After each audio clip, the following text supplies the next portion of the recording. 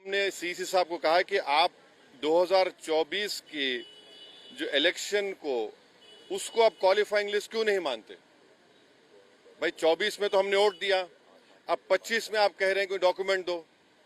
तो ये हमने उनसे पूछा और हमने उनको बताया कि आपने 2024 में वो जो वोट डालने दिया, आप 25 में डॉक्यूमेंट पूछ रहे हैं, तो ये तो 2 क्लास ऑफ वोटर्स आपने क्रिएट कर दिया, जो आर्टिकल 14 का वायलेशन है। आप कोई रीजनेबल जस्टिफिकेशन नहीं दे पा रहे हैं। और एक बात हमने उनके सामने कही कि ये जो भी एक्सरसाइज उन्होंने किया है, इसका कोई लॉ से नहीं निकल रहा है, it is purely N administrative law के तहत किया, तो इसका भी मैलाफाइडे उसमें होता है। और आखिर में हमने उनको बताया कि सुप्रीम कोर्ट का एक जजमेंट है, जिसमें हमारे पहले रिप्रेजेंटेशन में हमने जिक्र किया था, जो 2005 का सुप्रीम कोर्ट का जजमेंट है, जिसमें सुप्रीम कोर्ट ने साफ तौर पर कहा लाल बहा हुसैन में कि the misuse of powers by ERO to disenfranchise electors, possibility of time effective judgement of ERO जो यहाँ पर हो सकता है, and consequence of having one name included in the previous electoral roll. तो ये सब बातें हमने ईसीआई के सामने रखी हैं, क्योंकि उन्होंने 3 डेट्स दिए, before 87, between 87 and 2004 and after 2004।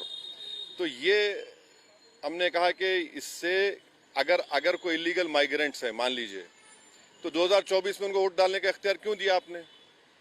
उसका कोई तो डेटा होना चाहिए, क्वांटम रेशियो क्या होगा। तो ये सब बातें हमने ईसीआई के सामने रखी। हमने उनसे भी ये रिक्वेस्ट किया कि ख़ास तौर से जो बिहार का फ्लड अफेक्टेड एरिया है, वहाँ के एडमिनिस्ट्रेशन को ऑर्डर दें कि जो लोग अपने डॉक्यूमेंट्स के लिए अप्लाई कर रहे हैं उनको फ़ौरन दें। और हमने उनसे कहा कि सर, ये एक्सरसाइज आप गवर्नमेंट टू गवर्नमेंट कर सकते थे, ईसीआई विद गवर्नमेंट, के भाई बताओ क्या है, कितने डॉक्यूमेंट्स है, नहीं है। मगर मेजर रीज़न ये है, मेजर हमको जो लगता है कि जो बिहार के नौजवान बाहर हैं, चाहे मुंबई में हो, दिल्ली में हो, हरियाणा में हो, पंजाब में हो, हैदराबाद में हो, उनके लिए बड़ी दिक्कत पेश आएगी। और अगर नाम उनका नहीं आएगा तो फिर उनको वोट डालने का इख्तियार नहीं मिलेगा। और फिर ये जो एक्सरसाइज को इलेक्शन कमीशन खुद अपने उसमें नोटिफिकेशन में कह रहा है कि ईआरओ और ईआरओ सिटीजनशिप एक्ट 1955 में कॉम्पिटेंट अथॉरिटी को बोल सकता है। अब जिसका नाम नहीं आएगा वो तो अपना वोट भी खो देगा, उसकी लाइवलीहुड का भी उसको एक नुकसान हो जाएगा। तो ये सब बातें हमने उनके सामने रखी। बहुत देर तक हमारी मीटिंग